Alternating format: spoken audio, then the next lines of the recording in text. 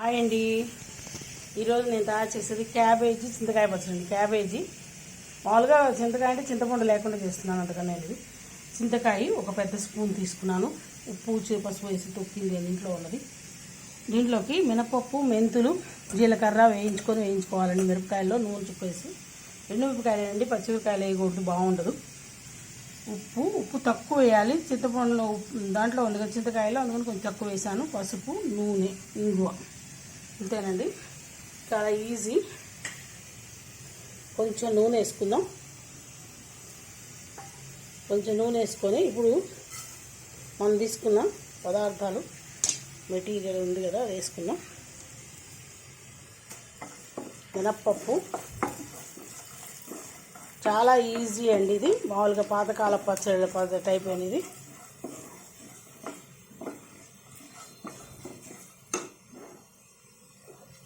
చింతపండే కాదు, చింతకాయ కూడా చాలా బాగుంటుందని చూపించడానికి అంతకన్నా ఏం లేదు.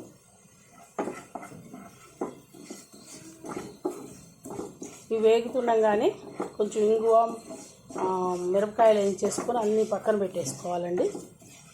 అప్పుడు క్యాబేజీ వేయించుకోవడం, అంతకన్నా ఏం కొత్తగా ఏం లేదు. చివరిలో చింతకాయ వేయాలి. దీంట్లో కొత్తిమీర కానీ కరివేపాకు కానీ ఏమేమండి, పోపు అస్సలు అక్కర్లేదు.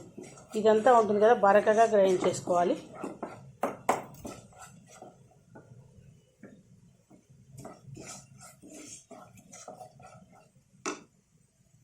దీంట్లో మిరపకాయలు వేసుకోవాలి.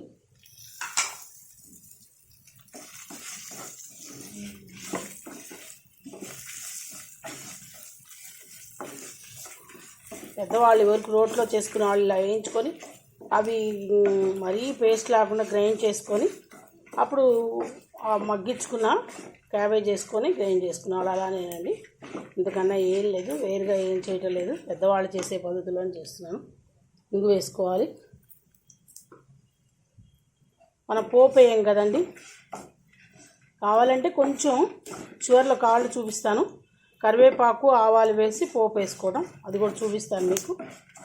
ఇది పచ్చడి తీసిన తర్వాత చూపిస్తానండి. మళ్ళీ పచ్చడి తీసి చూపిస్తాను. పప్పులన్నీ తీస్తాను, మిరపకాయ పప్పు అది. దీంట్లోనే కొంచెం నూనె వేస్తున్నా. కొంచెం నూనె మీకు చూపిస్తాను కదా, ఇది 2 గరిటెలు నూనె వేసానండి. అంతకన్నా ఎక్కువ నూనె కూడా పట్టదు. నూనె ఎక్కువగా కారాలు అవి వేసుకొని చేసుకునే వాటిలో ఉంటుంది, కానీ ఎండు కారం వేసుకొని, పొడి కారం ఉంటుంది కదా, ఇవ్వండి.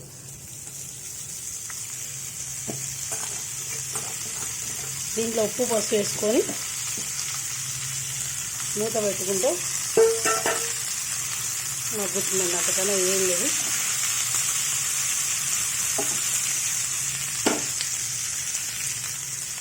ఉప్పు, పసుపు ఒకసారి కలే పెట్టుకొని మూత పెట్టేసుకున్నాం. చేసుకోవడం అండి. ఈజీగా చేసుకోవడం. ఏదైనా లేనప్పుడు క్యాబేజీ పచ్చడి కూడా గోంగూర కొబ్బరి పచ్చడి అలా ఎలా ఉంటుందో అలా ఉంటుందండి. అందుకనే ఏం లేదు. పెద్దవాళ్ళు చేసే రోట్లో పచ్చడి అలానే ఉంటుంది. ఒక 10 మినిట్స్లో మగ్గుతుంది. చాలిక ఇవ్వండి. చింతకాయ వేసేసాను. నీళ్ళే వేసుకోక్కర్లేదండి. ఇట్లా గట్టిగా వస్తుంది పచ్చడి.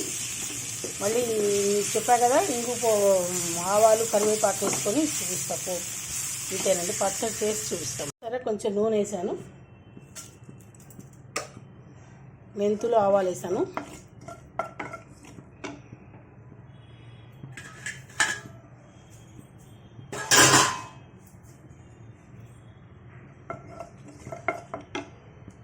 ఇవ్వండి, పచ్చడి ఇట్లా వచ్చింది. ఒక్క చుక్క నూనె నీళ్ళు వేసుకొని గ్రైండ్ చేశానండి.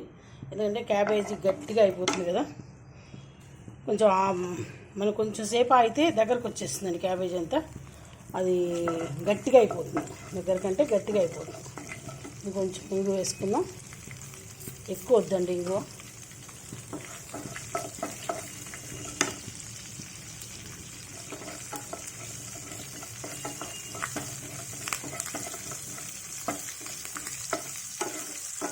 మిరపకాయలు, కరివేపాకు కొంచెం నల్లగా అయిపోయిన తర్వాత వేసుకుందామండి.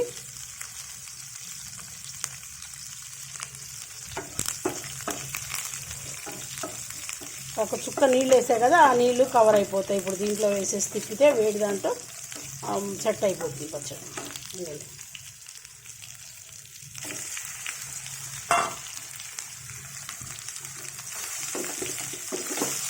చూపిస్తాను అండి. పచ్చడి ఇంతేనండి. ఆ వాటరు ఒక చుక్క వేసా కదా, ఒక చిన్న గరిటె వేసినాను, వేసాను అంతే, ఎక్కువ లేదు. ఈ ఇంతేండి, తడి ఇంకిపోయింది. క్యాబేజీ చింతకాయ పచ్చడి అండి. ట్రై చేయండి, ఎలా ఉందో టేస్ట్ చేయండి, ఎలా ఉందో కామెంట్ రూపంలో తెలియజేయండి. Please like, share, comment, subscribe to Bhargava Sharma బ్రాహ్మణ వంట.